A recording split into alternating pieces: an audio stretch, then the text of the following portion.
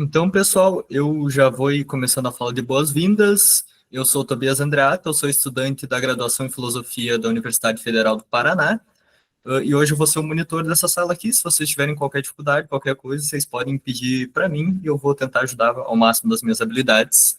O eixo temático da nossa sala é Filosofia, Tecnologias, Mídias e Ensino, do dia 25 de agosto, do turno da tarde. O mediador ainda não entrou, mas nós podemos esperar um pouquinho, acho que até... se bem que podemos começar, hein, já direto. Então, só para lembrar para vocês que a sala vai estar sendo gravada, se algum de vocês não quiser ter a imagem de vocês publicada no canal do Prof. Filo, pode me mandar mensagem ou me comunicar que na hora da edição nós cortamos, viu? Não tem problema. Às vezes, por qualquer motivo que seja, não quer que a sua apresentação ainda não está pronta, ou sua pesquisa ainda não está no estágio que queira, pode me comunicar que nós tiramos tranquilo, viu? Vocês vão ter 20 minutos para apresentação e vão ter 10 minutos para pergunta. Dando 5 minutos para o final do tempo de apresentação de vocês, eu vou avisar vocês de alguma forma. Vocês preferem que eu avise pelo Meet ou que eu abra o microfone e fale 5 minutos? Eu acredito que seja melhor pelo microfone, porque se a gente tiver com o slide aberto, às vezes a gente acaba não visualizando, né? Ok. Então, se alguém quiser diferente, pode me avisar que daí eu faço pelo Meet. Inicialmente, vou fazer de todos pelo microfone. Se der os 20 minutos de apresentação e você ainda não tiver terminado, não tem problema, nós podemos comer um pouquinho do tempo das perguntas para fazer essa apresentação e depois continuar com um tempo um pouquinho menor de perguntas, ok? Não tem problema. Agora, se der 30 minutos e a apresentação ainda não tiver terminado, eu vou ter que cortar a apresentação, porque senão não dá tempo de todo mundo ir tranquilo. Ok, como o mediador não está aqui, eu vou começar com... Só deixa eu pegar aqui a lista de presença na sala para ver quem está primeiro.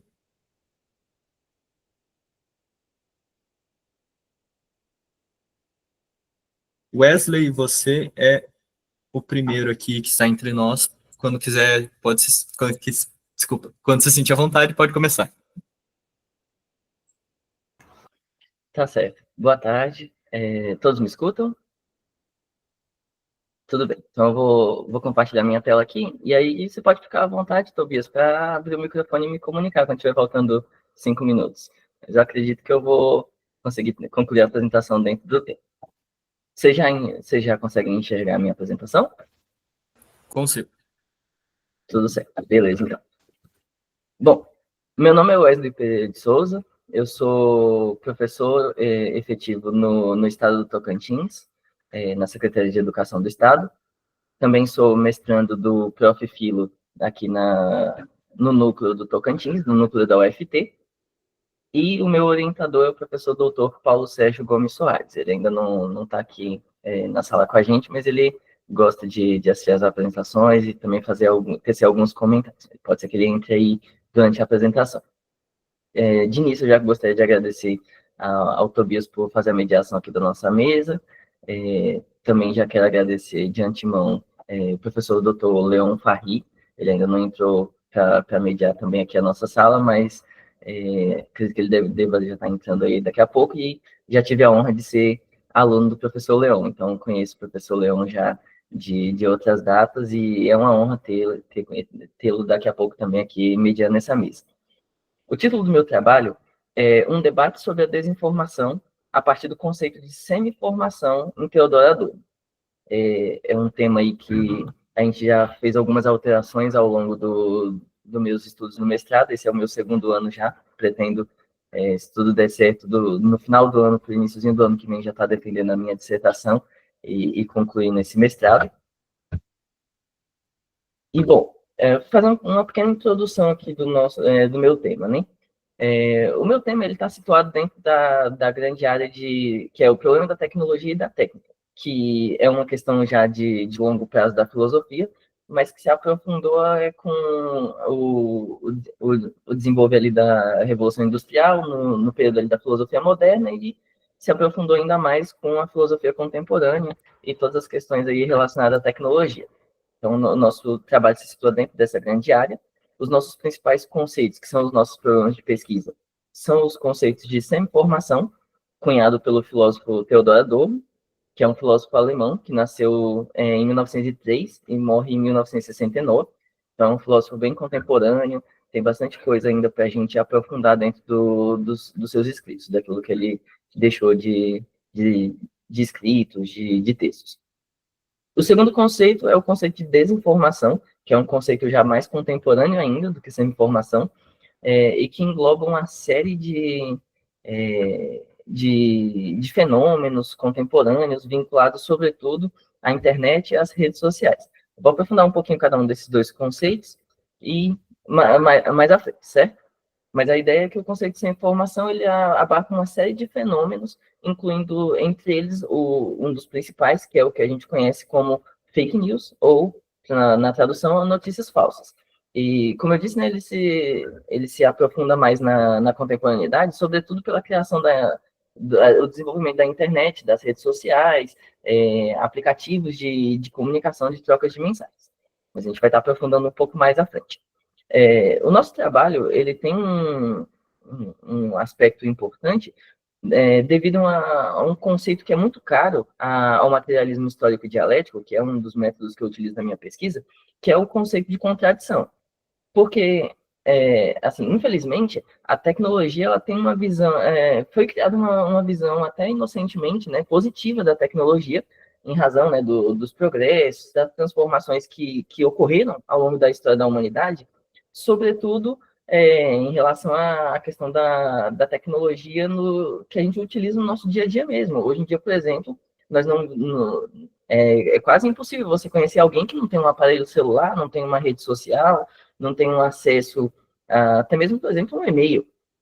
Então, foi criada uma visão inocentemente positiva da tecnologia, e aí, como esse conceito de contradição é muito importante no marxismo e no materialismo histórico dialético que eu utilizo na minha pesquisa, a gente vai mostrar como a tecnologia ela pode ser usada tanto para o bem como para o mal. E aí a desinformação talvez seja um dos principais exemplos no nosso Brasil contemporâneo de como a tecnologia ela pode ser usada assim em virtude de planos nefastos. Nosso principal objetivo é desenvolver uma metodologia de ensino de filosofia que utilize as tecnologias digitais da informação e comunicação. Aqui a gente utiliza ainda esse conceito de TDIC. Durante a minha pesquisa de graduação, foi durante o período da pandemia, então estava na troca entre TIC, que é a tecnologia da informação e comunicação, para TDIC, que é a tecnologia digital da informação e comunicação. Hoje em dia, a gente também já tem o conceito de REDs, né, que são recursos educacionais digitais. Mas eu, na minha pesquisa, preferi continuar com o conceito de tecnologias digitais, e aí na minha pesquisa eu exemplifico o porquê. Mas, enfim, o objetivo, então, é criar essa metodologia de ensino de filosofia que utiliza as TDICs para auxiliar os estudantes a identificar possíveis focos de desinformação na internet, promovendo o pensamento crítico e dialético dos discentes acerca dessas tecnologias contemporâneas, e ultrapassando, assim, um modelo que eu defino como um modelo de semi-informação existente no nosso sistema de ensino conteudista brasileiro. Os objetivos específicos é verificar em que medida, né, a falta de letramento digital dos estudantes pode impossibilitar o uso pedagógico das tecnologias dentro de sala de aula, e aí um dos principais exemplos que a gente traz é a Lei Federal publicada e sancionada no início do ano, que proíbe o uso dos celulares dentro de sala de aula por diversos motivos, mas dentre os principais, a perda da atenção durante as aulas pelos estudantes, e aí verificar em que medida dá para a gente utilizar as TDICs, em que medida a gente precisa ponderar ali o uso delas dentro de sala de aula. O segundo objetivo específico é identificar a relação entre o conceito de semi-informação, criado pelo Adorno, porque o Adorno ele morre em 1969, e a internet é criada no mesmo ano de sua morte. Então, quando o Adorno cria o conceito de semi-informação, não existia internet e, por consequente, não existia redes sociais. Então, a gente vai ver como é que dá para a gente dialogar esse conceito de semi-informação, criado ali pelo Adorno, e o conceito contemporâneo de desinformação na internet. E, para isso, utilizando ali a nossa realidade de sala de aula.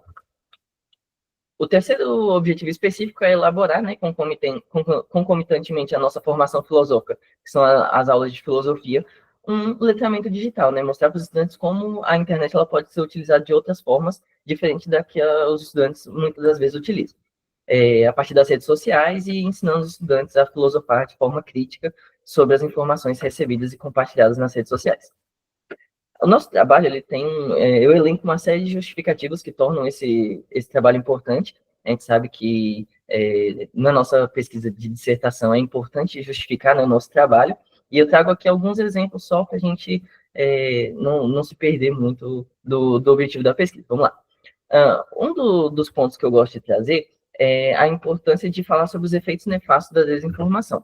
Como eu disse, eu vou aprofundar agora um pouco mais nesse conceito, e para isso, eu trago uma citação de um texto que já publicado entre mim e o meu orientador, como capítulo de livro, num evento que a gente apresentou sobre direitos humanos e o acesso à informação, onde a gente define que a desinformação ela abarca uma série de fenômenos que não só as notícias falsas, porque até ali na época da pandemia, por volta de 2020, 2021, o conceito de notícias falsas ele estava em alta, inclusive, foi uma das palavras que ganhou mais destaque no ano de 2020, mas esse conceito de notícias falsas, na academia, nós usualmente usamos o conceito de desinformação, ele passou a ser mais difundido, sobretudo a partir do ano de 2023.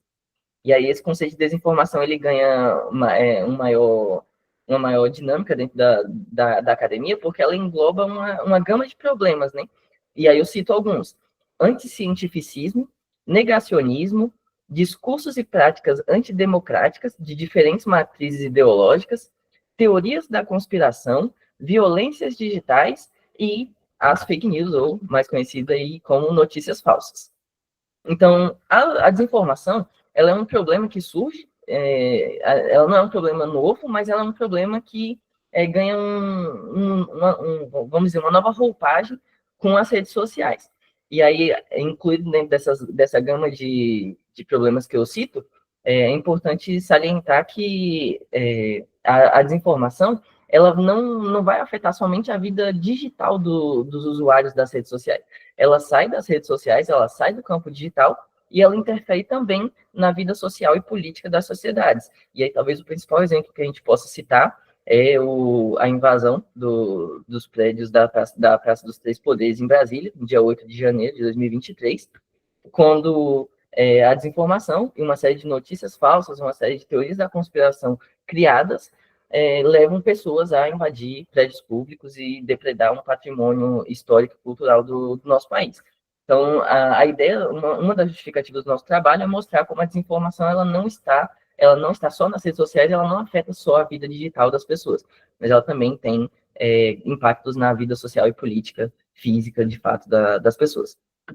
Outra justificativa está no fato de que a escola ela é um espaço de transformação social. Então, enquanto escola, enquanto instituição de ensino, nós não podemos nos privar do debate de discutir a desinformação com os nossos estudantes, sobretudo porque são os nossos estudantes que serão os cidadãos do futuro, serão os cidadãos, já são, podemos dizer assim, já são cidadãos em grande maioria eleitores, né? Os nossos estudantes, sobretudo ali no ensino médio, já têm a idade de estar retirando o título de eleitor, então nós já temos pessoas que votam diretamente, mas também já temos ali cidadãos que têm opiniões próprias, opiniões formadas sobre política, e que nós precisamos debater esses assuntos dentro de escola. Nós, enquanto escola, não podemos nos privar desse debate também.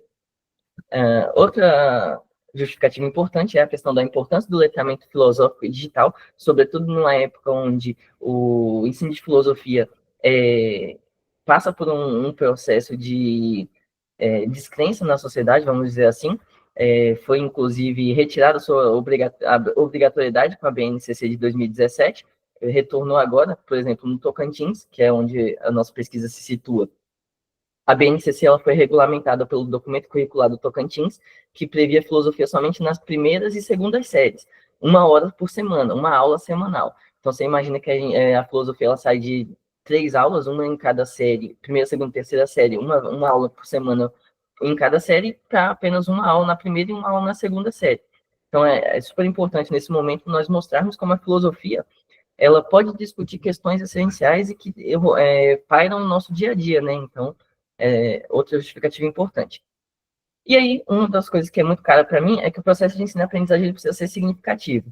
Então, eu sempre tento trazer para os nossos estudantes problemas que estão permeando o nosso dia a dia, coisas que estão acontecendo no nosso cotidiano, até para, como eu posso dizer, ampliar o repertório cultural dos meus estudantes. Então, eu tento trazer coisas que estão acontecendo no nosso dia a dia, e aí a desinformação é um tema que, inclusive, na pesquisa que eu vou citar alguns exemplos daqui a pouco, é um tema que alguns estudantes meus numa turma, cerca de 96% dos estudantes disseram que já escutaram falar sobre desinformação. Então, debater isso mais aprofundado dentro da sala de aula, num campo de disseminação da ciência, é muito importante. Enfim, a importância da formação continuada para nós professores, né, aprofundarmos nossos conhecimentos trazidos da graduação e aplicados dentro de sala de aula também é uma justificativa importante desse trabalho. E a ambiguidade da tecnologia, como eu já disse, que pode ser utilizada tanto para o lado bom como para o lado ruim, né? Um exemplo de como as redes sociais, elas não são só campos de desinformação, é que hoje em dia a gente já pode encontrar páginas de cyberativismo, né? São pessoas que fazem ativismo nas redes sociais em prol de pautas importantes. Continuando, a nossa fundamentação teórica, ela está especificada em 3 conceitos, que é o conceito de semi-informação, que a gente encontra nesse livro do Bruno Pulci, Antônio Zuin e Luiz Nabuco Lastoria, que são professores da Universidade Federal de São Carlos, no interior de São Paulo, e o título do livro é Teoria Crítica em Conformismo. O primeiro capítulo desse livro tem um artigo que foi apresentado pelo Adorno, que se chama Teoria da Semi-informação. Então, é o primeiro conceito muito importante essa pesquisa. Segundo conceito é o conceito de indústria cultural, que está presente no livro Dialética do Esclarecimento, publicado pelo Adorno e pelo Horkheimer. E o terceiro conceito importante é o conceito de barbárie, que eu tiro do capítulo desse livro aqui, Educação e Emancipação, do Adorno, intitulado Educação após Auschwitz. São os 3 conceitos que são os 3 livros e os 3 principais conceitos que eu abordo na minha dissertação.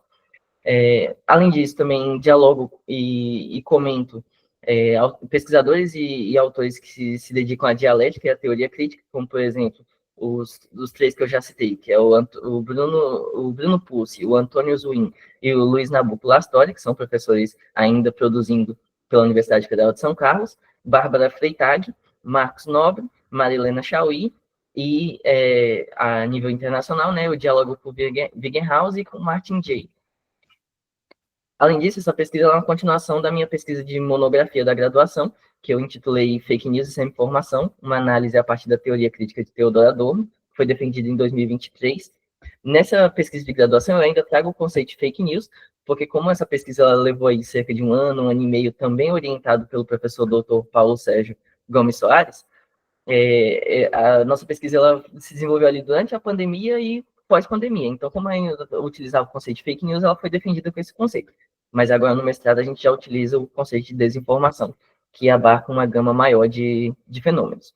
Os manuais de ensino de filosofia, que são os nossos livros didáticos, e aí eu nesse sentido, eu sou mais clássico, eu trago o Cotrim, trago a Maria Lúcia de Arruda Aranha, trago a Marilena Chauí. Não sou muito fã desses novos livros didáticos do PNLD de 2021, não. E a legislação pertinente, a Constituição, a LDB, a Lei do Novo Ensino Médio da BNCC, e trago também o PL 2630, que é o PL conhecido como PL das Fake News, que busca uma regulamentação das redes sociais. Bom, a nossa metodologia é de uma pesquisa qualitativa, própria, né, das ciências humanas e sociais aplicadas, segundo o XOT. O nosso enfoque é no método etnográfico, que, segundo a Marli André, tem 3 principais características. A primeira é uma grande aproximação entre o pesquisador e o grupo pesquisado, e aí, nesse caso, essa pesquisa se aplica muito bem à educação, porque nós, professores, estamos em contato diário com o nosso estudante. A segunda característica, segundo Marli André, é uma grande gama de dados descritivos, e aí eu confesso que eu sou aqueles professor que gosta de descrever tudo, eu tenho que caderno, folhas, pesquisa, tudo descrever todos os passos da intervenção. Aí a terceira principal característica é um método mais aberto que você pode estar reformulando de acordo com o andamento da pesquisa. Então, essas são as três principais características do método etnográfico e que a gente utiliza na nossa pesquisa. Por fim, a análise dos dados coletados é feita sobre a perspectiva do materialismo histórico e dialético, sobre a perspectiva da teoria crítica, né, porque eu abordo questões do capitalismo contemporâneo, que é uma questão que a Escola de Frankfurt analisa, e a nossa pesquisa está situada dentro da área de ética e política, porque não tem como a gente falar de desinformação e dos impactos disso na nossa vida social sem abordar aí as áreas de ética e política. O nosso grupo pesquisado são estudantes do ensino médio do turno matutino, são 3 turmas dentro de 5 turmas de segunda série que eu tinha em 2024. Nossa primeira parte da intervenção acontece em 2024, e das 5 turmas que eu tenho, eu utilizo 3. A minha justificativa, os motivos de escolha dessas 3 turmas em específico, dentre as 5, é porque essas 3 turmas era a aula no mesmo dia. Então, para garantir que existiria um padrão de reprodutibilidade desse método, dessa pesquisa, tanto nessas 3 turmas como para me divulgar na minha dissertação, era necessário que eu tivesse as mesmas 3 aulas nas mesmas 3 turmas para analisar os resultados posteriores. Outra turma, por exemplo, se a aula for numa sexta e tiver um feriado na sexta, ela perde uma das etapas da intervenção. Então, poderia complicar mais. Então, as 3 turmas tinham aula nos mesmos dias, e uma turma era uma das outras turmas era na sexta, então a gente acabou tirando essa turma da intervenção, e a outra turma, eu era conselheiro da turma, que é algo que acontece aqui nas escolas, na escola que eu trabalho, então, para evitar imparcialidade, né, devido à turma ser a turma que me escolheu para ser conselheiro deles, então poderia ter interferência nos dados, né. Então, os motivos são esses. Conhecimento da turma, eu já trabalho com a turma aí, trabalho com eles desde a primeira série, então é uma turma que já me conhece, eu já conheço a turma. A gente tem uma relação de confiança entre professor e aluno, tem essa questão da imparcialidade, né? Essas 3 turmas que eu escolhi para fazer a intervenção, não sou conselheiro delas. E, segundo o Joaquim Severino, né, a capacidade de se envolver em atividades de abstração e reflexão que são próprias de estudantes do ensino médio. Deixa eu me adiantar aqui, que senão não vai dar tempo de eu terminar.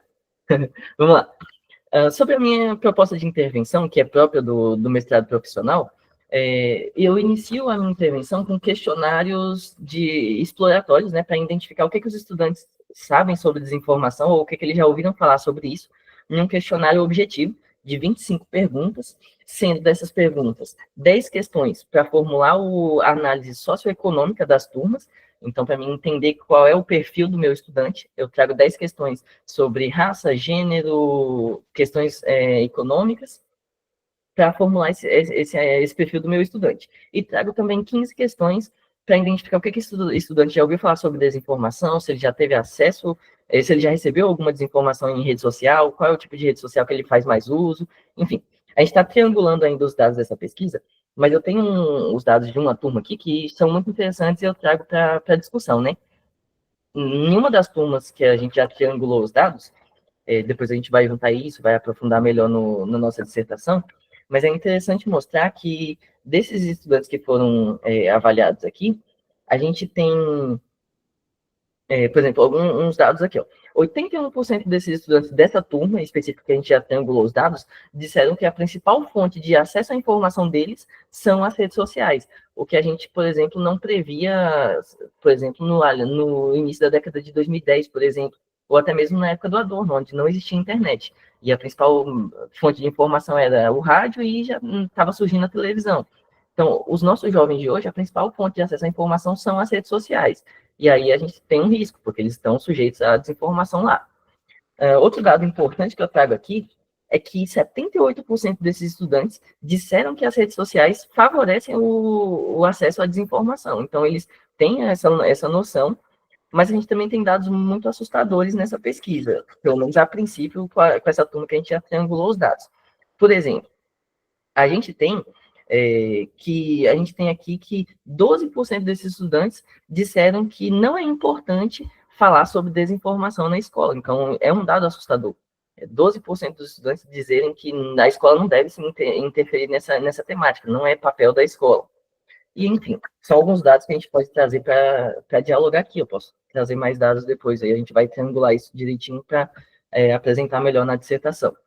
E aí, com a partir dos resultados desse questionário, a gente elaborou a intervenção na primeira etapa com uma formação inicial sobre os conceitos importantes, onde eu abordei o conceito de desinformação, notícias falsas, teorias da conspiração, redes sociais, enfim, trouxe uma formação inicial em 5 aulas, onde a gente teve aulas expositivas e dialogadas com esses estudantes, e eles produziram relatórios, né, que eu já anexei a minha pesquisa, vou trazê-las na dissertação melhor aprofundado.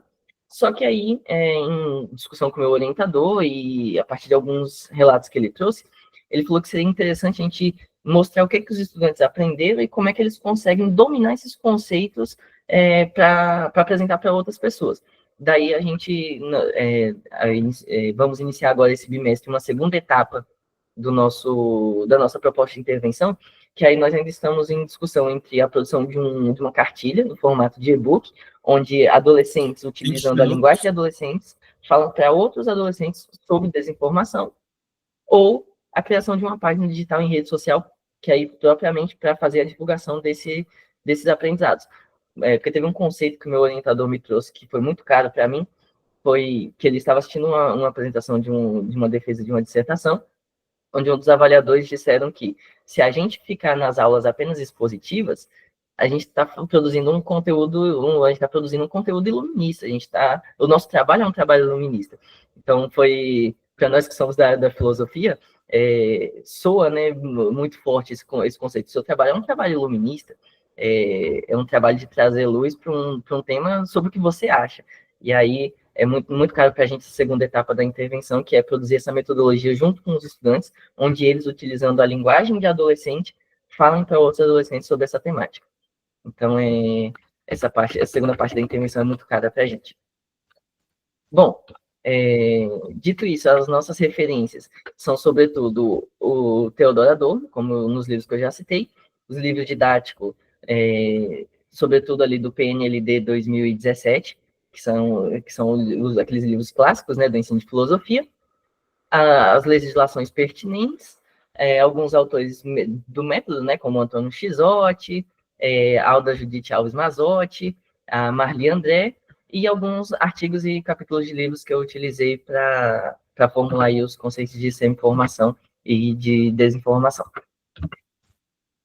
Também alguns comentaristas, né, alguns comentadores, tanto do Adorno como da teoria crítica. E é isso. Obrigado pela atenção. Esse é o meu contato para eventuais questões ou assuntos que possam ser pertinentes aí à pesquisa. Muito obrigado. Excelente trabalho, muito legal mesmo. Eu, primeiro de tudo, vou me apresentar de novo, porque algumas pessoas extras que não estavam antes entraram na sala agora. Eu sou Tobias Andreata, eu vou ser o monitor da sessão de hoje, eu faço graduação em filosofia na UFPR.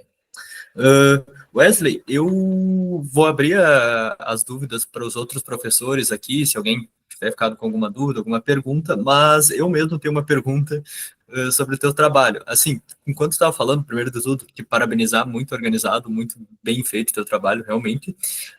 Eu queria te perguntar como que foi esse primeiro contato com os alunos.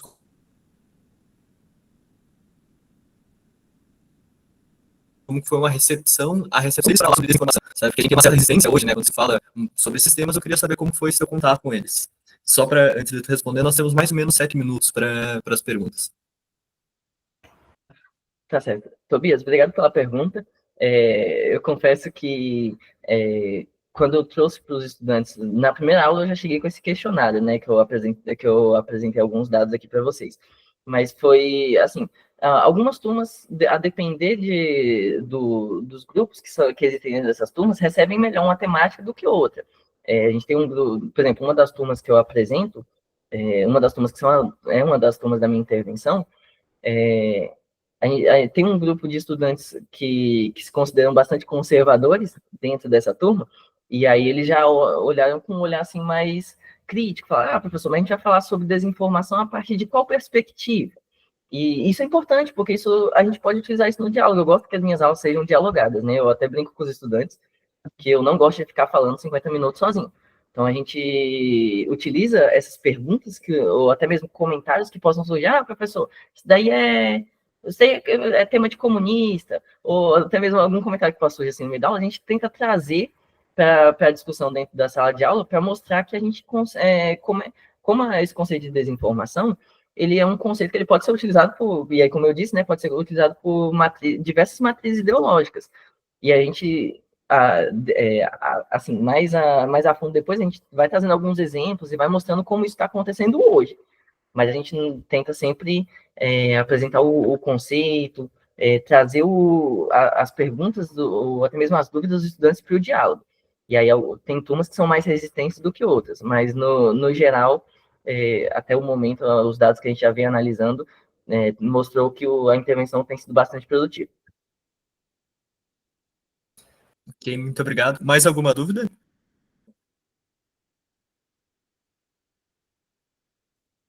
Bom, se ninguém tiver, então eu vou passar para o próximo. Muito obrigado de novo, Wesley. Ótimo trabalho. Agora é o trabalho do Jairo. Isso. Jairo, quando se sentir à vontade, pode projetar seus slides, pode começar. Perfeito, cara. Só dar parabéns para o Wesley, realmente foi uma apresentação muito interessante. Achei muito legal, até acaba estabelecendo diálogo com algumas coisas que eu vou falar. Muito bem, então vamos aqui compartilhar a tela. Janela aqui.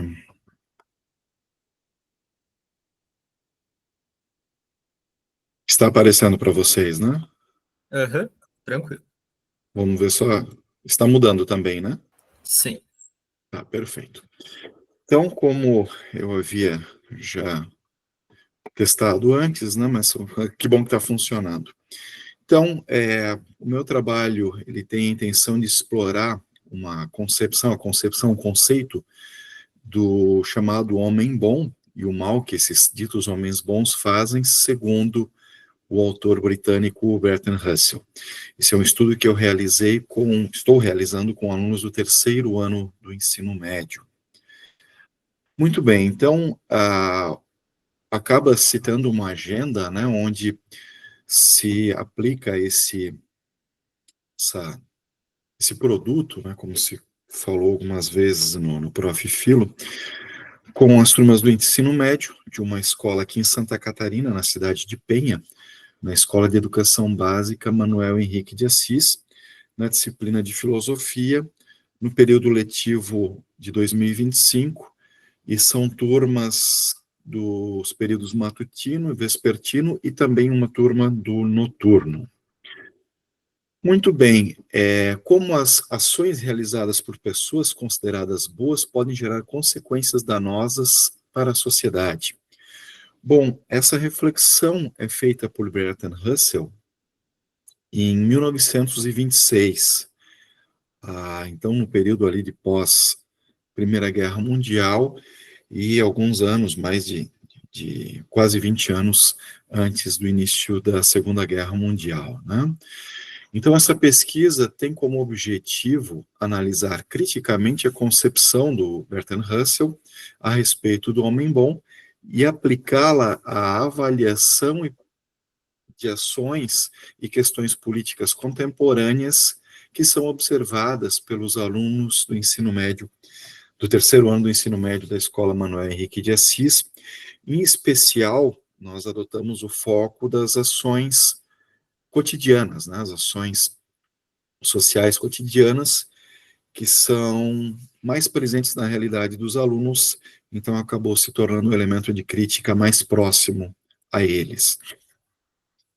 Bom, mas vamos falar um pouco também sobre quem foi o Russell. Bertrand Russell foi um filósofo, matemático e ativista social britânico. Muitos de nós na filosofia conhecemos alguma coisa do Russell ali por conta da lógica, por conta da filosofia da linguagem, ali na participação, na interlocução que o Russell teve com o Wittgenstein, né? O Russell, ele recebeu o Prêmio Nobel de Literatura em 1950 por aquilo que foi chamado de literatura filosófica e também pela sua contribuição na busca, no diálogo em torno da busca da paz. O interessante nesse Prêmio Nobel do Russell é que ele não escreveu textos de literatura, ele, até onde se sabe, ele gostaria de ter sido autor na área de literatura, né? Mas ele acabou escrevendo textos aí filosóficos e que foram interpretados como tendo uma grande contribuição literária, né? Também foi um defensor do racionalismo, do pacifismo e do ceticismo.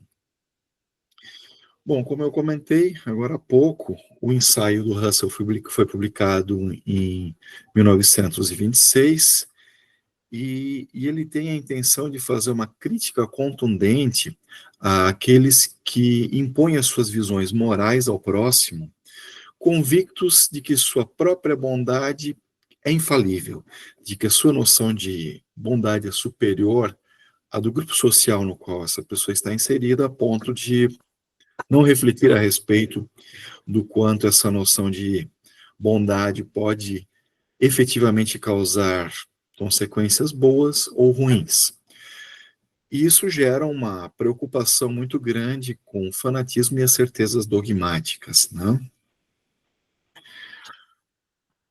O homem bom na concepção do Russell, e aí é interessante, né? Porque quando nós em filosofia falamos sobre o homem bom, muitos já associam diretamente a uma visão do Rousseau, né?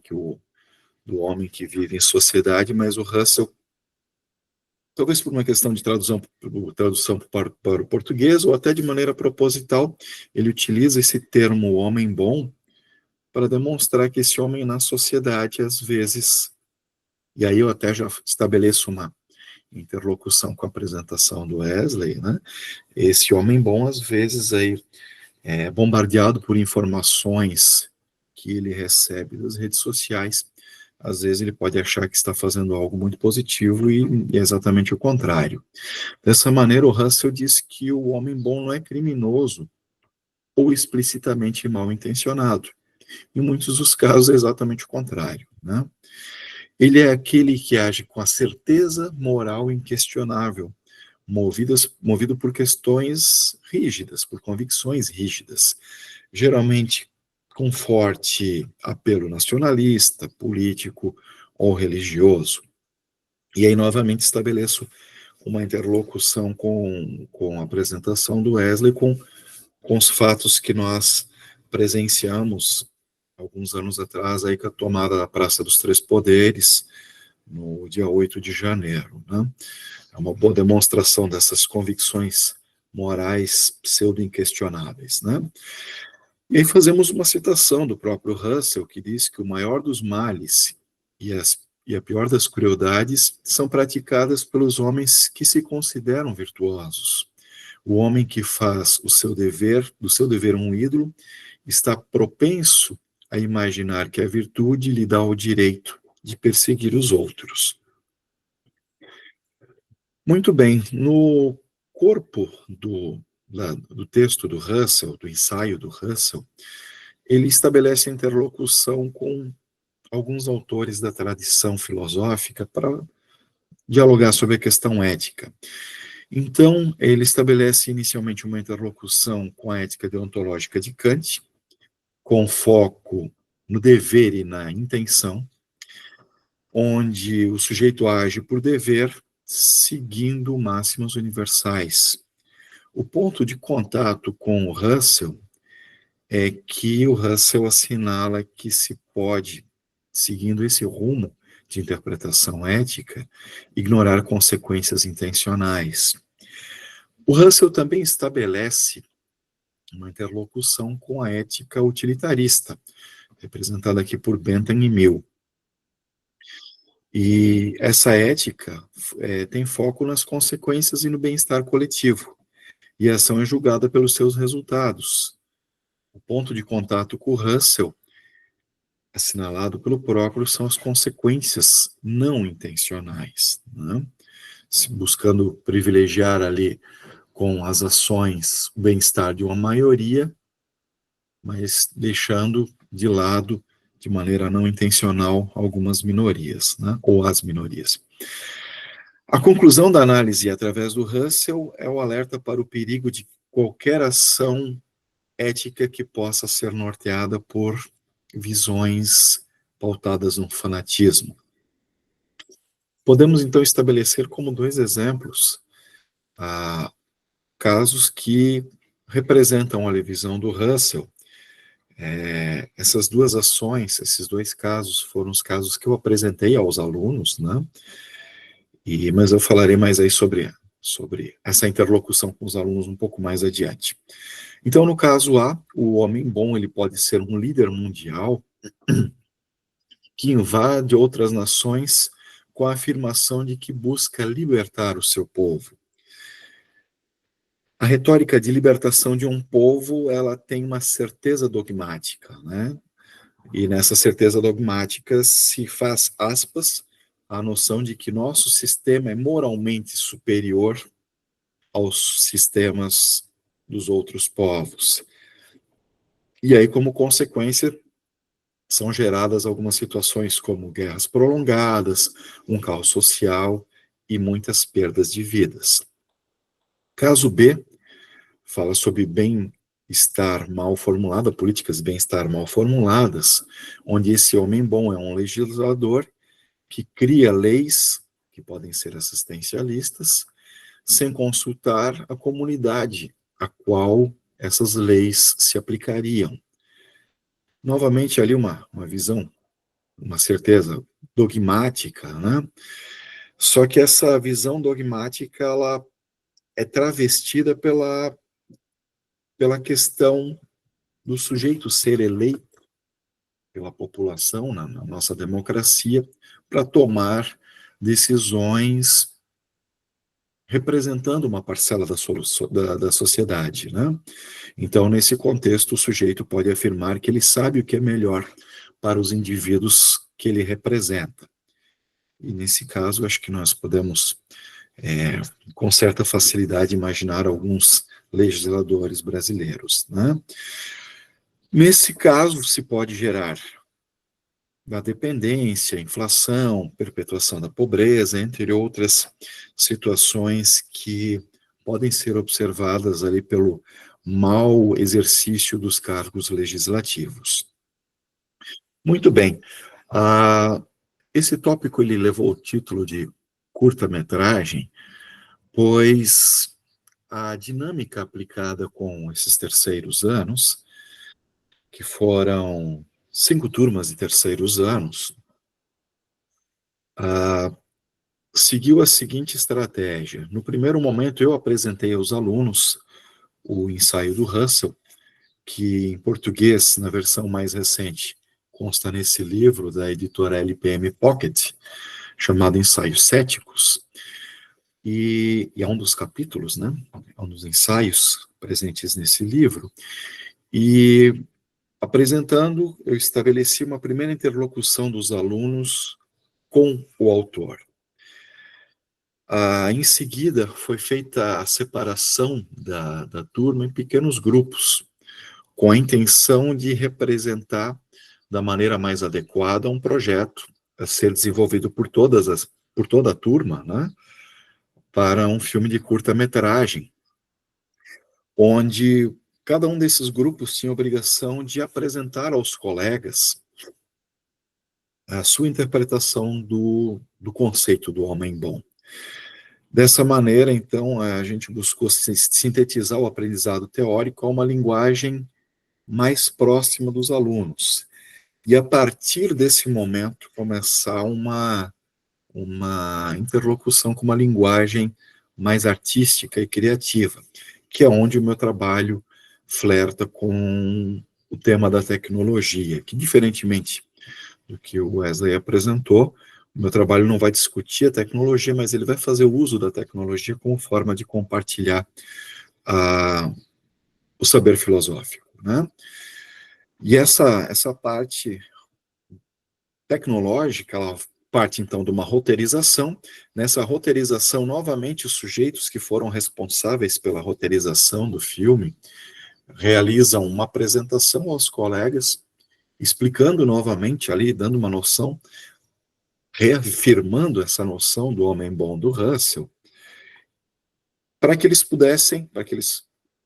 explicassem aos colegas como esse homem bom seria representado nos enredos desenvolvidos pelas turmas.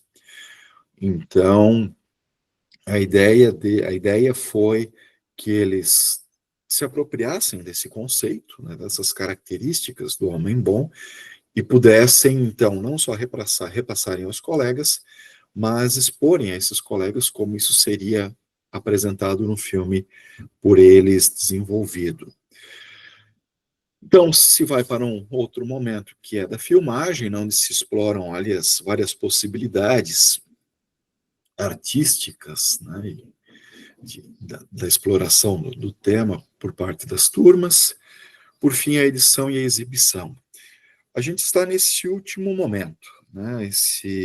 Os trabalhos eles foram finalizados, os alunos já preencheram um formulário onde eu busco interpretar o quanto que essa relação dos alunos com o texto, onde eles estabelecem uma ação protagonista, explicando aos colegas o conceito do homem bom, onde esse protagonismo é reafirmado quando eles roteirizam um filme e realizam a filmagem, e esses filmes eles estarão sendo disponibilizados para consulta dos alunos através do YouTube nos próximos dias. Eu estarei fazendo isso, disponibilizando aos alunos para que eles possam divulgar os vídeos com os colegas e com os amigos, com a comunidade de maneira geral, né?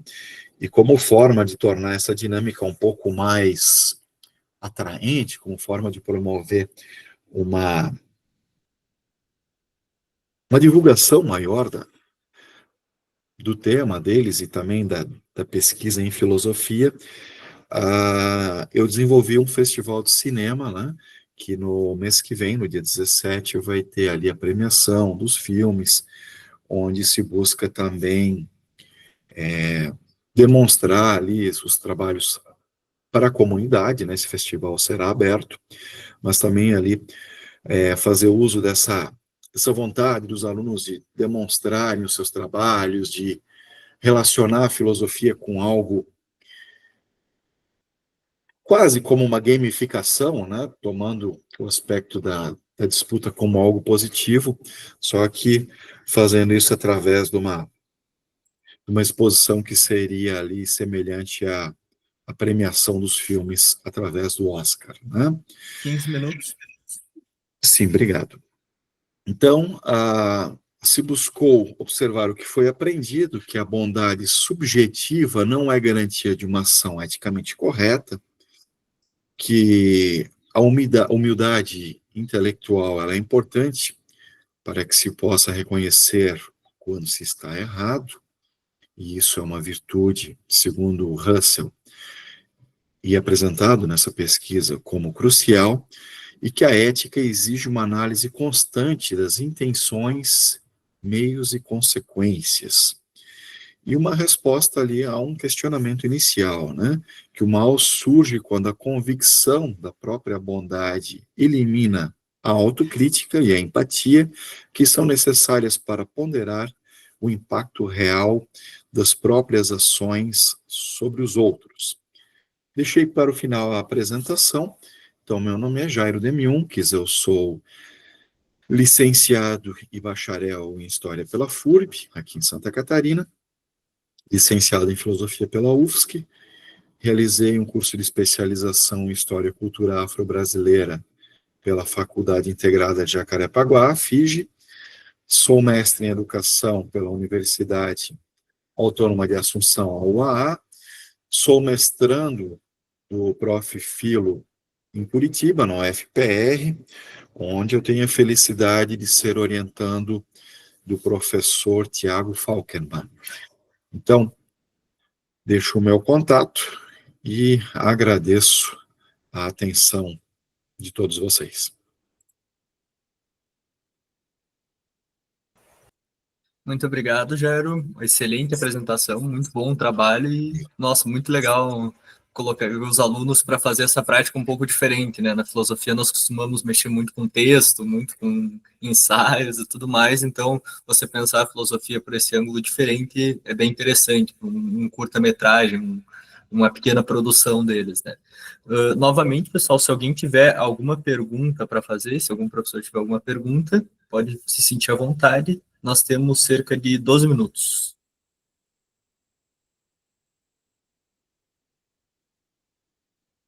Bom, se não temos nenhuma pergunta, então eu vou de novo agradecer, Jairo, muito obrigado pela ótima apresentação.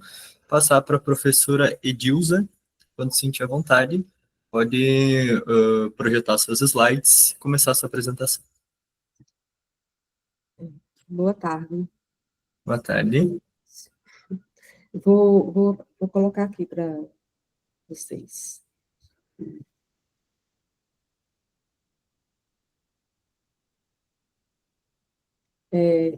Tá dando para ver?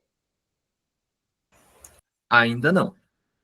Então, só um minuto.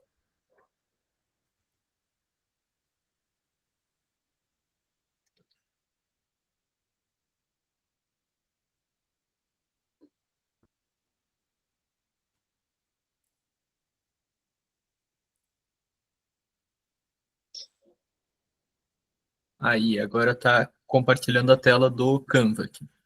É.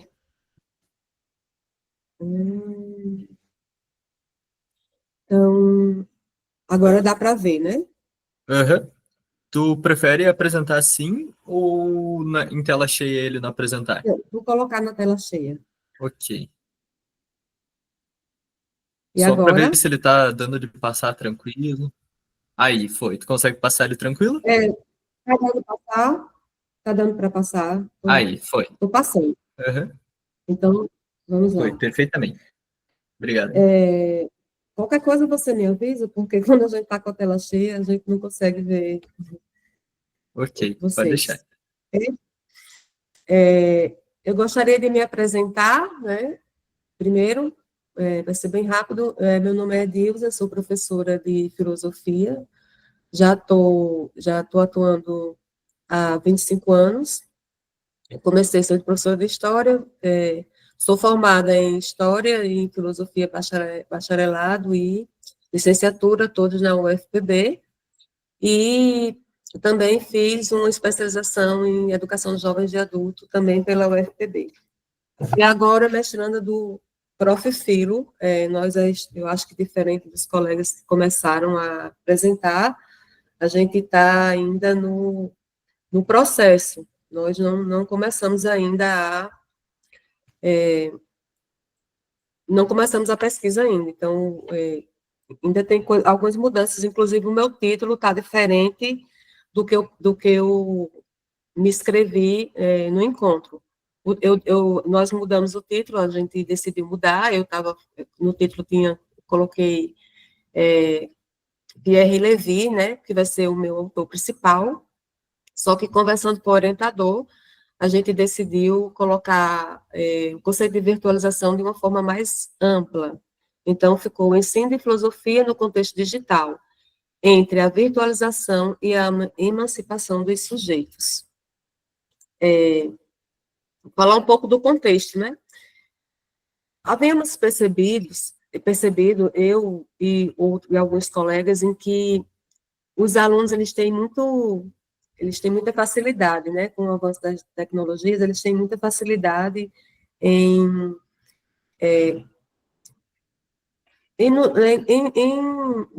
mexer nas tecnologias. Só que, ao mesmo tempo, eles têm dificuldade de ler um texto que for maior, eles têm dificuldade também de interpretar aquilo que eles leem, né? Esses estudantes que são conhecidos como os nativos digitais, eles têm dificuldades em leitura, escrita e reflexão crítica, né?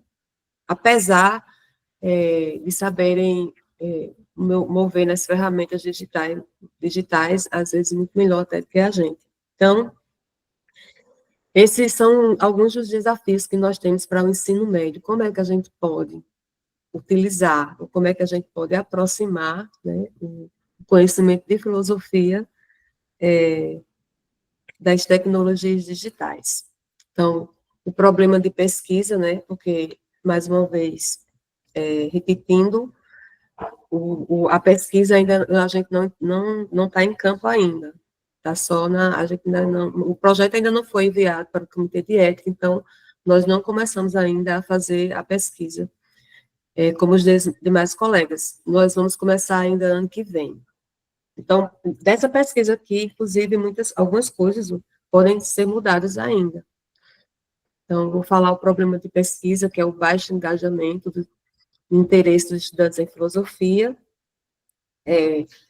o predomínio de aulas expositivas e metodologias pouco atrativas. Isso é colocado pelos próprios alunos, né? Eles têm, a maioria das aulas é expositiva, como nós só temos uma aula por semana também em filosofia, uma em cada série, primeiro, segundo, terceiro. Então, assim, a gente não tem muito tempo para criar uma aula que seja tão atrativa para esse aluno, digamos assim, que seja mais um pouco exigente com relação à questão das metodologias. Então, qual é a questão central do nosso projeto? Como aproximar a filosofia da realidade dos jovens no contexto digital?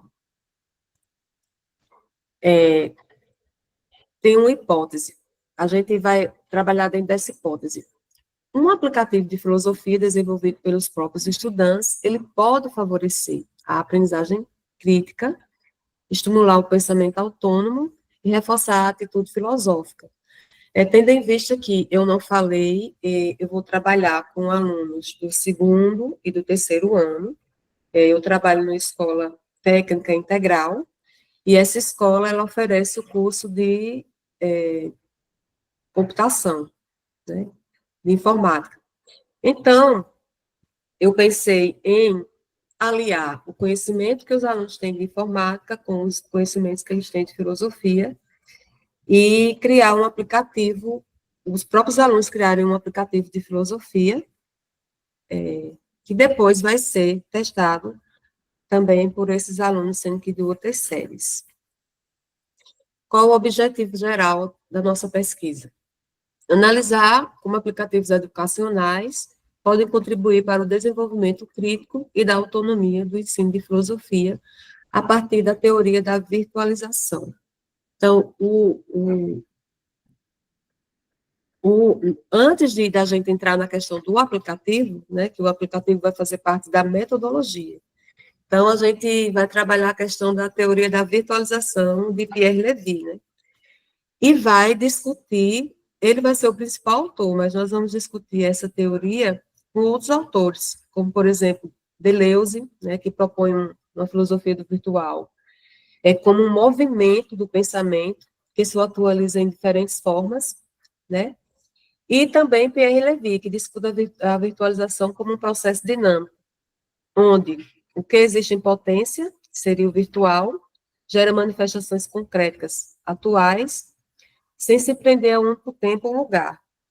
Entre outros autores que a gente também pode, ao longo da pesquisa, a gente vai fazer essa discussão com o autor principal, que é Pierre Levy. Colocando, assim, também, para os estudantes, o uso ético das tecnologias, né? E colocando também que a tecnologia é uma ferramenta que ela vai possibilitar aulas mais dinâmicas, né? E uma aprendizagem mais, digamos, que pode ser mais efetiva quando vão ser a metodologia, ela vai ter o estudante como um autor principal, né, tendo em vista que ele vai criar a própria ferramenta de aprendizagem. Então, os objetivos específicos são refletir sobre o papel da tecnologia e suas implicações éticas e filosóficas, né, porque o uso indevido da tecnologia, ela pode trazer também consequências danosas. Então, nós vamos tentar mostrar que a tecnologia, ela também pode ser positiva, né, no sentido de que ela vai ajudar no ensino e na aprendizagem. Promover o protagonismo juvenil como prática filosófica. A gente trabalha numa escola integral, e essa questão do protagonismo do estudante é algo que está sempre em evidência, né? Então, quando o estudante ele vai participar da própria questão da aprendizagem. Ele é como se fosse o autor principal, né? Ele é o protagonista. Ele participa da aprendizagem de modo atuante.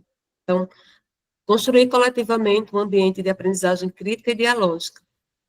Então, ele vai fazer parte da criação da ferramenta que vai ajudar na aprendizagem, mas construir coletivamente e fazer o uso crítico da ferramenta também, né?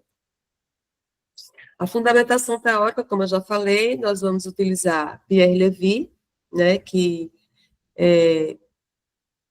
o conceito principal que vamos utilizar no nosso trabalho vai ser a teoria da virtualização, que a virtualização para Pierre Levy é vista não como o oposto do real, mas é vista como uma potência de atualização, né? Porque a gente geralmente, quando fala de virtual, a gente pensa o virtual como algo oposto do real, o mundo virtual e o mundo real. Mas Pierre Levy não vê dessa forma, né? O virtual, ele faz parte, ele atua como uma potência de atualização. Pretendemos trabalhar também a emancipação intelectual de Rancière, né, que vê as igualdades das inteligências. Então, ela vê o outro como que essa emancipação ela faz parte de todas as inteligências são iguais, né? Não existe um princípio que reconheça a capacidade inata de cada um. Então, o aluno também é capaz de aprender e de ensinar, o professor também é capaz de aprender e ensinar com o aluno, né? Todas as pessoas trazem essa capacidade. Então, ao invés de você ser um professor embrutecedor, você vai ser um professor emancipador, que vai trazer essa questão de o aluno como participante também principal do processo. E também vamos trabalhar ensino de filosofia como campo científico e prático de Velázquez.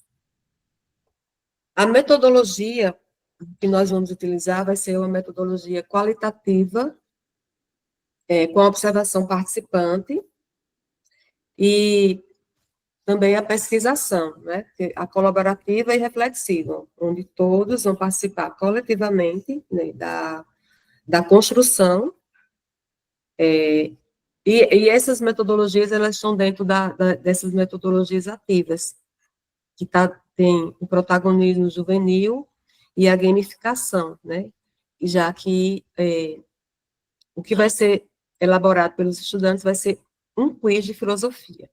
É um jogo. Vou falar um pouco sobre o aplicativo. O aplicativo, inicialmente, vai ser em formato de quiz, perguntas objetivas e de múltipla escolha, e vai ser disponível para o Android e iOS. Então, o conteúdo vai ser baseado no conteúdo da BNCC, das Ciências Humanas e Sociais Aplicadas, né? Os alunos, eles, além de criarem o aplicativo, que vai ser a parte técnica, né? Eles também vão fazer as pesquisas de quais questões vão estar no aplicativo, e vai ser desenvolvido por estudantes e testado pelos próprios estudantes. Vai ter a primeira etapa, os estudantes do segundo ano, que estão mais avançados no curso de informática, eles vão criar o aplicativo, e a segunda etapa vai ser aplicada para os estudantes do primeiro ano. E depois nós vamos coletar os resultados, fazer questionários para testar se o aplicativo ele realmente contribuiu para uma aprendizagem mais efetiva e eficaz. A relevância social do projeto: fomentar o pensamento crítico e autônomo, tornar a filosofia mais acessível e atraente, tendo em vista que, às vezes, os alunos eles não têm tanto interesse na filosofia, por conta que as aulas são, a maioria das vezes, aulas tradicionais, né? A gente não tem tempo de utilizar muitas ferramentas digitais e muitas vezes os alunos, eles reclamam que é uma aula que não tem tanta atratividade, então, tanto atrativo para eles. Incentivar o protagonismo dos estudantes como produtores de conhecimento.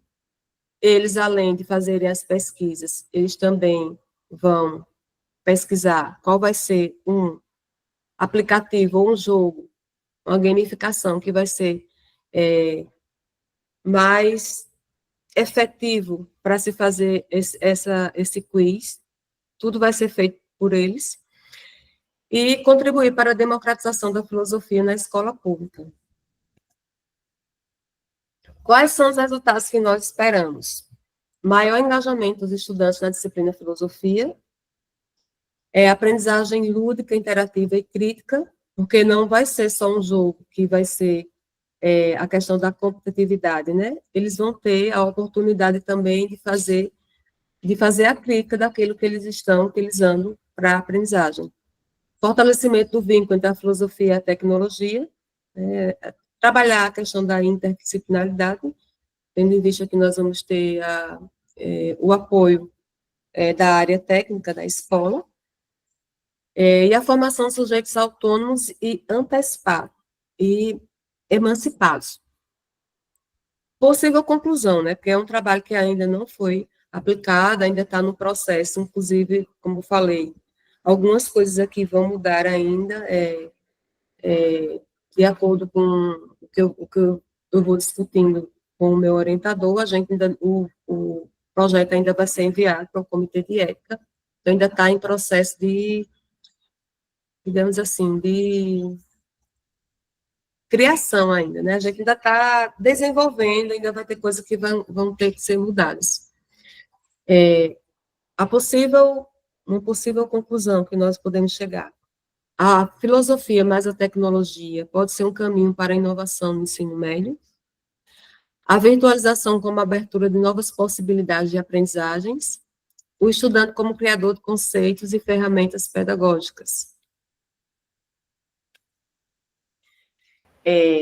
Quero agradecer os agradecimentos à escola a que eu trabalho, que é a Escola Técnica Cidadã, Daura Santiago Rangel, que fica em João Pessoa, estado da Paraíba.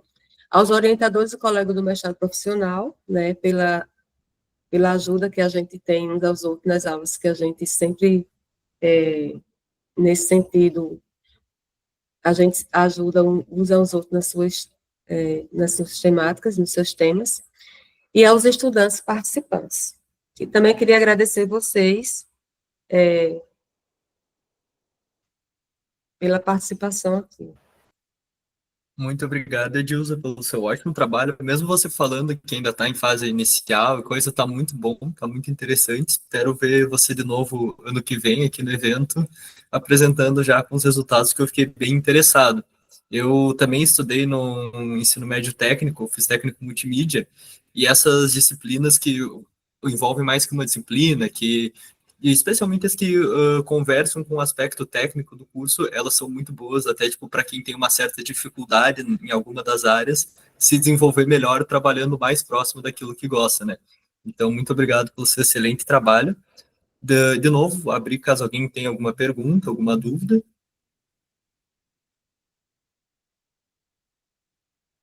Bom, se não tem nenhuma pergunta, de novo, te agradecer pela ótima apresentação, pelo ótimo trabalho. Agora, o Thales. Eu que agradeço. Obrigada.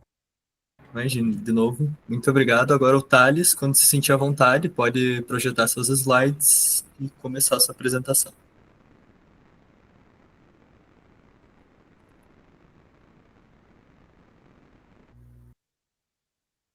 Boa tarde, estão me ouvindo? Uhum. Ótimo. Boa tarde a todas, todos e todos.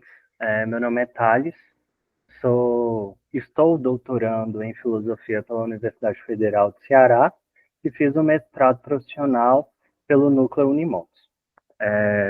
Então, venho hoje apresentar o resultado obtido a partir da utilização e criação do produto tecnológico né, que é a cartilha de educação para o uso das mídias sociais, que tem como intuito a pesquisa e a compreensão dos alunos sobre as mídias digitais, mídias sociais.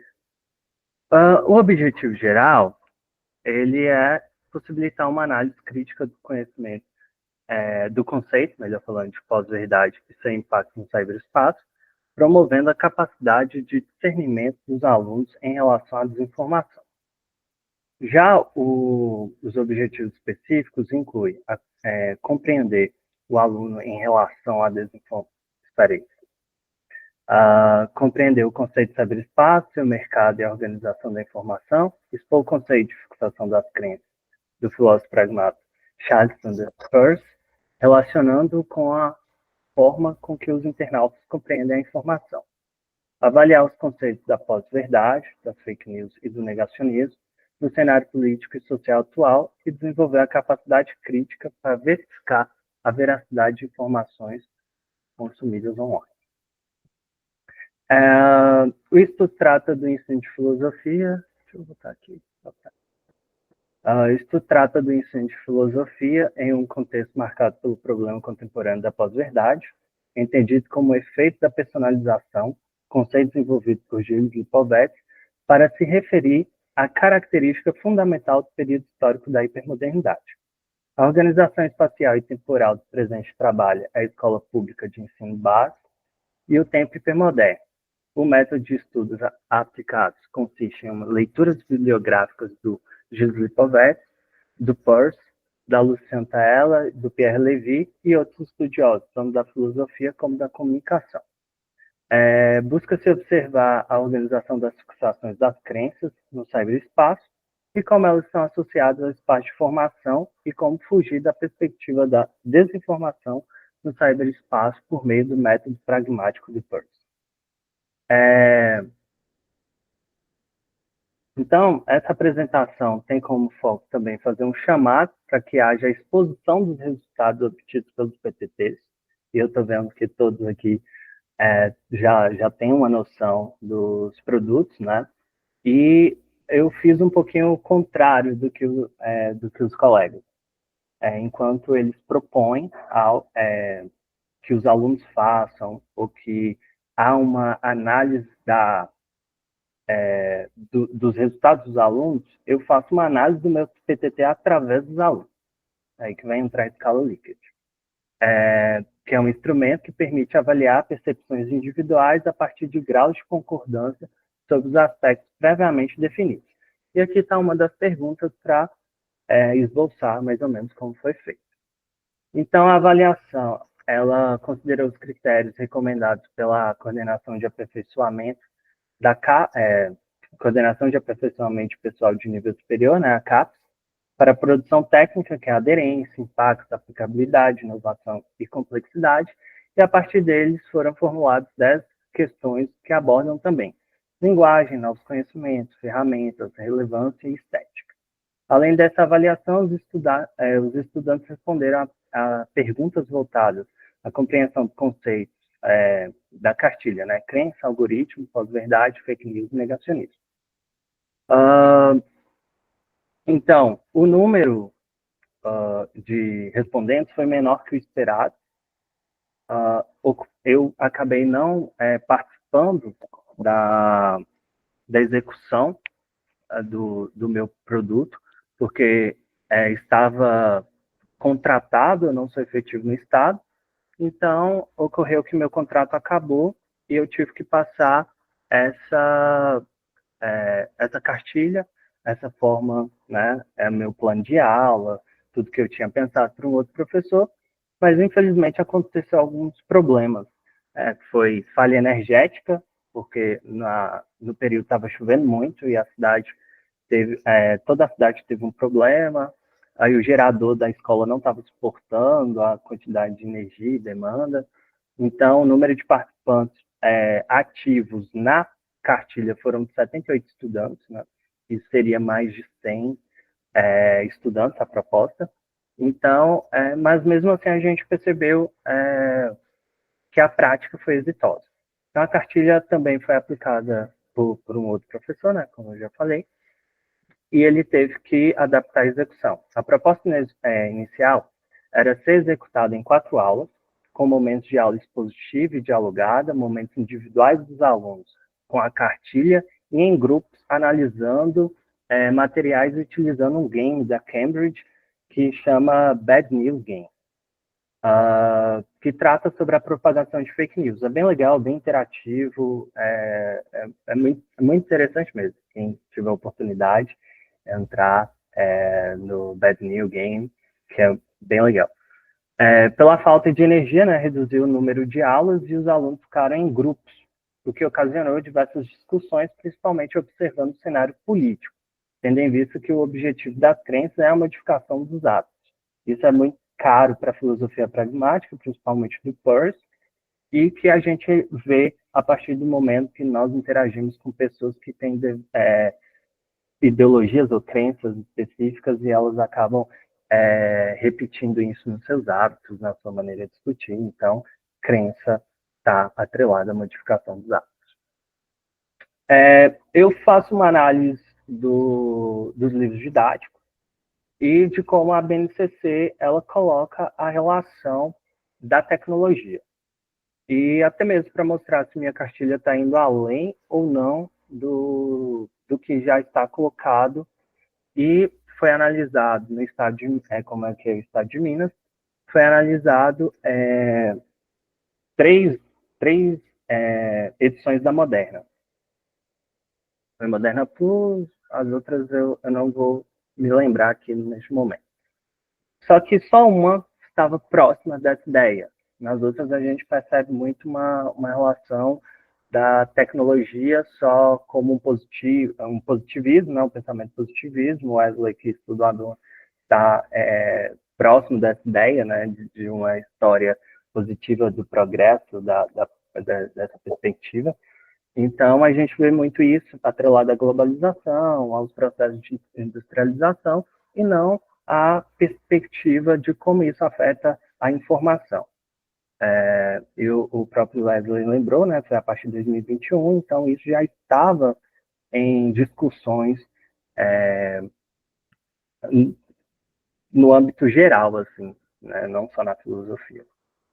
Então, aqui é a competência 5, então é compreender, utilizar e criar tecnologias digitais de informação e comunicação de forma crítica, significativa, reflexiva e ética nas diversas práticas sociais, incluindo as escolas, para se comunicar, acessar e disseminar informações, produzir conhecimentos, resolver problemas e exercer protagonismo e autoria da vida pessoal e coletiva, né?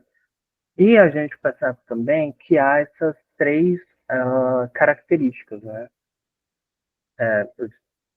Que é o pensamento computacional, o mundo digital e cultura digital.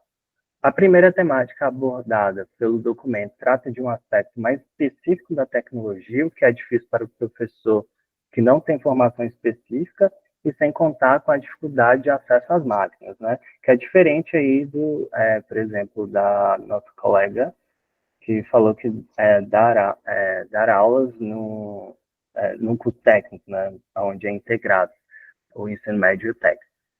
A segunda temática aborda a transmissão, o armazenamento e a proteção da informação, todavia falta elementos que evidenciem a preocupação com os problemas atuais, tanto elementos físicos quanto digitais estão gerando, como a pós-verdade, a personalização da informação, para além de transmitir e distribuir. É necessário compreender se a informação transmitida, distribuída, armazenada e protegida está em conformidade com critérios epistêmicos, o que a terceira temática busca solucionar. Portanto, essas diretrizes descrevem uma possibilidade, mesmo que restrita, de como estudar essas questões. Todavia, o professor precisa enxergar essas temáticas de forma mais ampla, pensando nos problemas que mais atingem os indivíduos e determinar sua prática de modo a integrar elementos técnicos úteis, acessíveis e disponíveis no ambiente escolar. Então, a BNCC erra ao colocar a ciência e tecnologia como algo neutro e imparcial, que tem muito, sem falar de outros problemas presentes nesse documento. Alguns livros didáticos que foram analisados trazem a mesma concepção de tecnologia. Então, aqui eu vou apresentar alguns resultados das perguntas, né? Então, aí tem 3 consideraram que o material atende ao alinhamento com o tema, e isso é interessante ter essa perspectiva, né? 74,4% acredita que o impacto do material foi significativo, 82% estão a favor da sua aplicabilidade, 76% consideram que o material apresenta ideias inovadoras, 82% consideram que a linguagem é clara e acessível, 57% acredita que o material é adequado em termos de complexidade e compreensão, 79,5% consideraram que o material apresenta novos conhecimentos, 70% consideram que o material apresenta ferramentas para solucionar o problema, que foi uma questão que foi cara, né, principalmente mexendo com o pragmatismo, de possibilitar com que essas pessoas tenham acesso a possibilidades de, quais são os lugares que eu vou me informar, tanto dentro das mídias sociais, como em jornais, e se há dúvidas, como eu vou checar se isso é real ou não, mesmo trabalhando aquelas técnicas ali de tentar organizar o que seria verdade ou falsidade.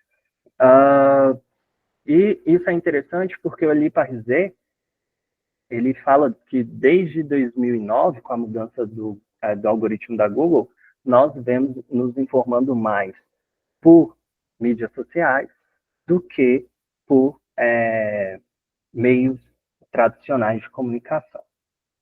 83% consideram que o material é relevante e importante para o público-alvo.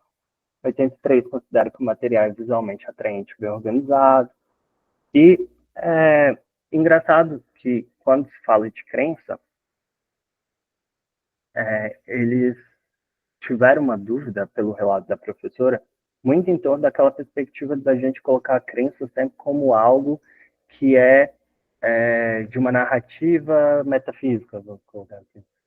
De uma narrativa daquilo que não é fé, né?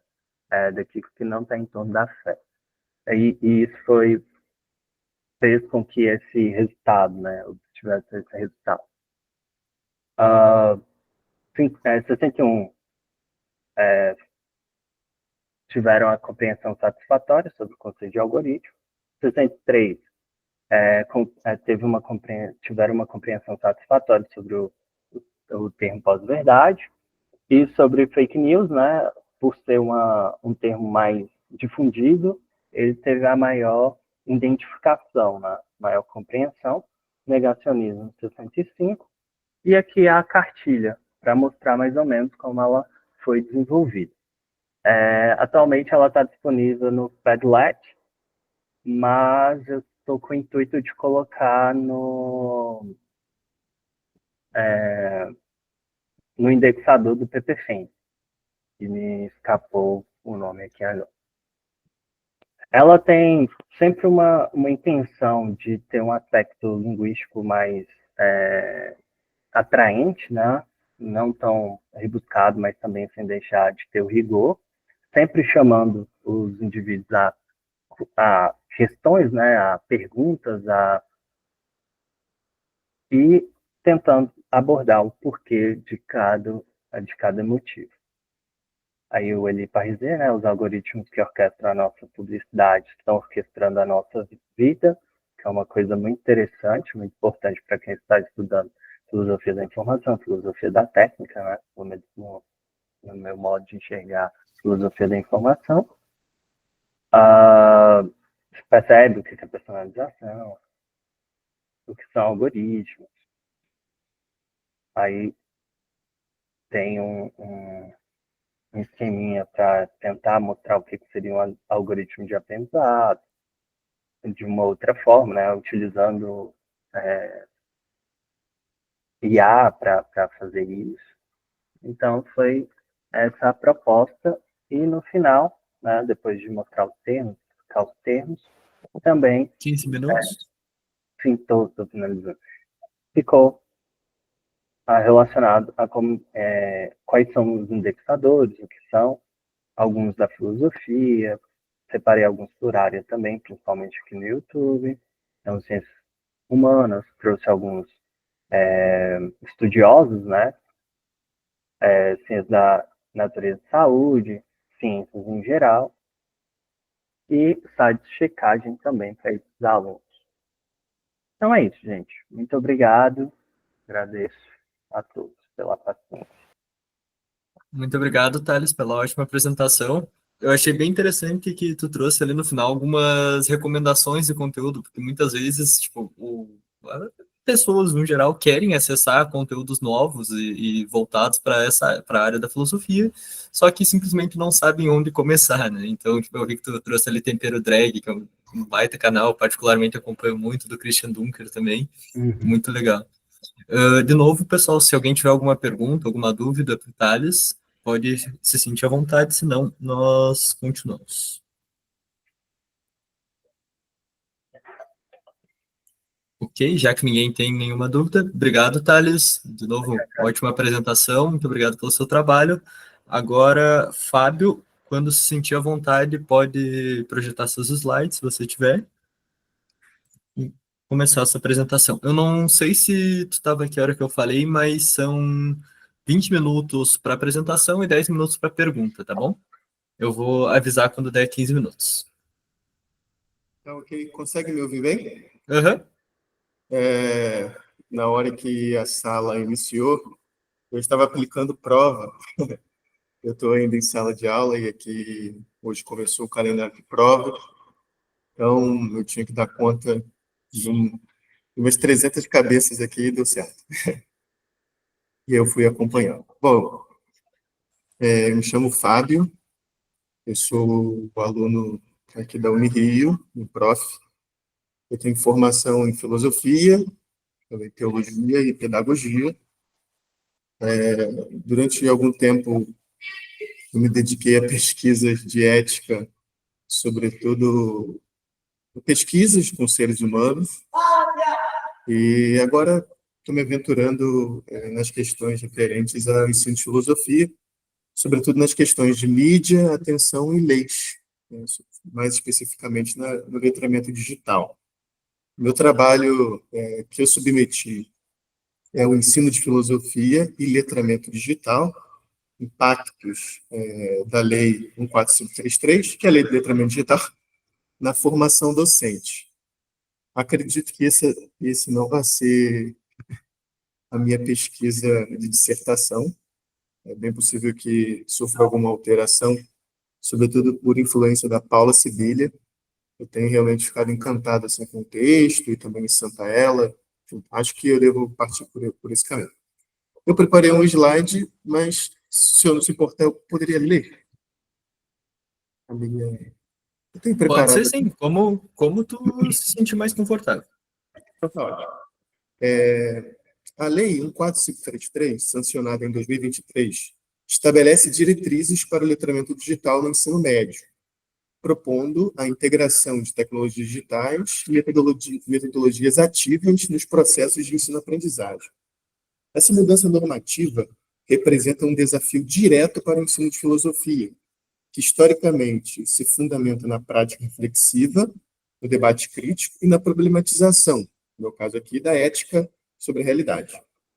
O presente trabalho investiga de que maneira essas exigências impactam a prática docente e quais estratégias formativas podem fortalecer a atuação crítica e reflexiva dos professores de filosofia diante das transformações digitais. Um parênteses. De uma hora para outra, nós fomos obrigados aos aplicativos. De repente, até a carteira de trânsito é digital, a de trabalho é digital. E a grande maioria das pessoas, professor, e caríssimos colegas, elas não têm familiaridade nenhuma com os aplicativos. É muito comum alguém que precisa do código do Gov e fala assim, para onde foi esse código? Que código é esse? Isso não demonstra um analfabetismo tecnológico, não é isso. Mas a demanda digital, ela vem dragando esse processo. Aquele processo clássico de aprendizagem de coisas simples como a alfabetização, a gente não fez uma alfabetização digital. E Até os nativos digitais, eles são expert em subir vídeos ao TikTok. Mas se você pede para esse cara conectar um Wi-Fi diferente daquele que já está salvo no telefone dele, ele até surta. Enfim. Em um contexto no qual os estudantes interagem diariamente com redes sociais, como TikTok, Instagram, YouTube, fenômenos como o phubbing, a prática de ignorar pessoas próximas em favor do celular, e também a lógica, né, do rolar continuamente, tudo isso são multitarefas e consumos muito rápidos de conteúdo curtos, que moldam novas formas de atenção, subjetividade e aprendizagem. Estes comportamentos não apenas configuram novas modalidades de sociabilidade, mas também atravessam a sala de aula, afetando a forma como os estudantes leem, interpretam, produzem sentido, exigindo do professor habilidades críticas para mediar esses fluxos digitais. Costumamos comentar aqui, parênteses novamente, que a gente é gestor de conflitos, né? Conflitos entre as redes, até a Sibila fala disso, né? Redes ou paredes? Nós criamos paredes para que o ensino e a aprendizagem fossem resguardados, né? E que a sala de aula fosse um local de aprendizagem, de atenção, mas as redes ultrapassam as paredes. Então, são novos tempos de reflexão. E a lei do letramento digital nos coloca diante disso, né? A filosofia, ela tem que se adaptar, não só a filosofia, mas as disciplinas de modo geral, tem que se adaptar a novas tecnologias. E diante disso, a gente tem um grande problema. Muita tecnologia é garantia de uma educação de excelência. Restringir as tecnologias, voltando ao tradicional, medieval, moderno, é garantia? Também não é garantia. Parece que as perguntas, até no meu próprio trabalho, são mais perguntas do que respostas. Mas esse é o espírito da filosofia, não é verdade? Embora o Prof. Filo exija de nós algum produto que seja alguma resposta. Dando seguimento. O ensino filosófico contemporâneo, para ser ético e emancipador, requer autonomia didática, domínio de ferramentas digitais e consciência dos impactos sociotécnicos na formação dos estudantes.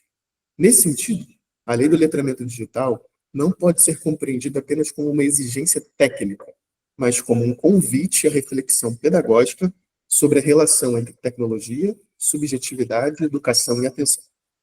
Para fundamentar essa análise, mobilizam-se autores que discutem essas dimensões. Por exemplo, Paula Sibilia problematiza a cultura da exposição contínua e da autopublicação em rede, mostrando como redes sociais transformam o mundo, o modo como os indivíduos constroem identidade, reconhecimento social e relações de poder simbólico. Santaella contribui com a noção de letramentos múltiplos, oferecendo ferramentas conceituais para compreender os diferentes modos de leitura e produção de sentido em contextos digitais, desde memes até histórias efêmeras, os istros, né? Peirce fornece bases semióticas para a leitura crítica de signos digitais, permitindo decodificar imagens e mensagens multimodais, simbologias, etc. O Flusser propõe o pensamento por imagens técnicas, útil para analisar a comunicação digital, como ela transforma a percepção, a memória e a cognição.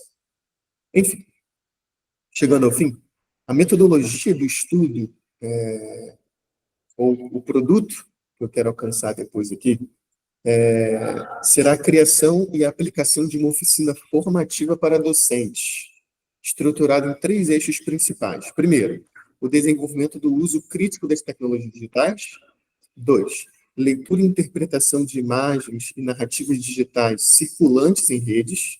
E 3, a construção de sequências didáticas interdisciplinares, articulando filosofia com outras áreas, sociologia, arte e literatura.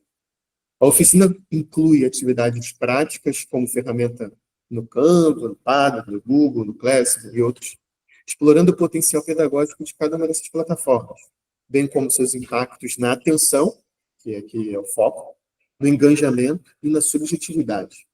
Também propõe exercícios de análise crítica de fenômenos digitais cotidianos, como os stories, os vídeos virais, shorts, as tendências de engajamento, promovendo discussões sobre ética, política e cultura.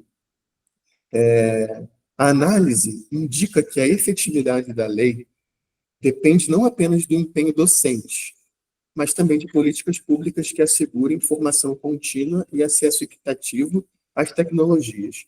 Um detalhe, quando eu li a Lei do Letramento Digital, há um item lá que fala assim,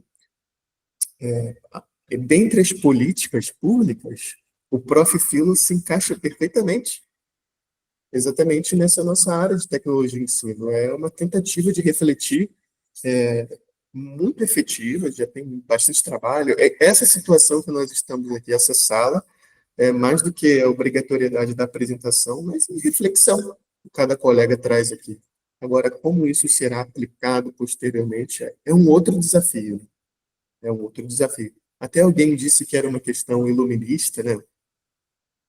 De alguma maneira, que os nossos espíritos sejam iluminados para que a gente consiga produzir lá na frente reflexões e que as pessoas possam tocar essas reflexões de alguma maneira. Chegando ao fim, esse trabalho contribui, assim, para uma discussão sobre o papel da filosofia na formação de sujeitos críticos em tempos de hiperconectividade e economia da atenção, propondo caminhos formativos que conciliem capacitação técnica, reflexão ética e compreensão das palavras, das transformações digitais que atravessam o cotidiano dos estudantes e também dos professores.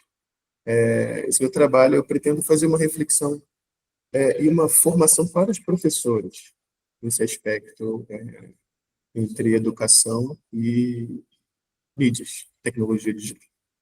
Palavras-chave, só para contextualizar, o ensino de filosofia, letramento digital, formação docente, redes sociais, economia da atenção, lei.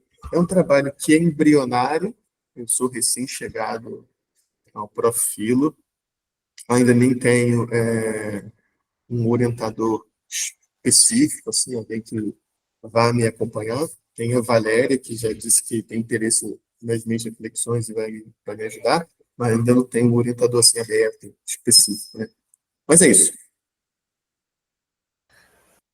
Aí, muito obrigado, Fábio. Muito obrigado por estar na sala de aula aí, né? Ter feito tirado esse tempo, feito esse sacrifício de aparecer aqui. Muito obrigado, teu trabalho está bem interessante, tá levando em alguns caminhos, assim, realmente para a gente se considerar, né? A refletir sobre. E se alguém tiver alguma pergunta, agora eu vou abrir. Se alguém tiver alguma pergunta, pode sentir à vontade.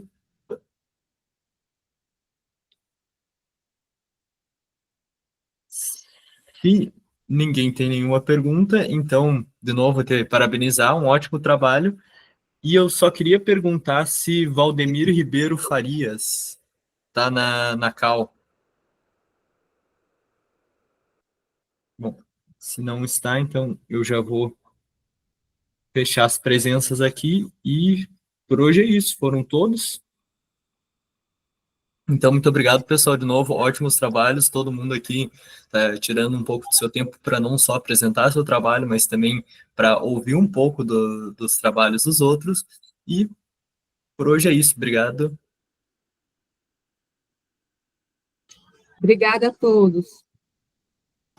Valeu, gente. Valeu, muito obrigado. Foi bem interessante.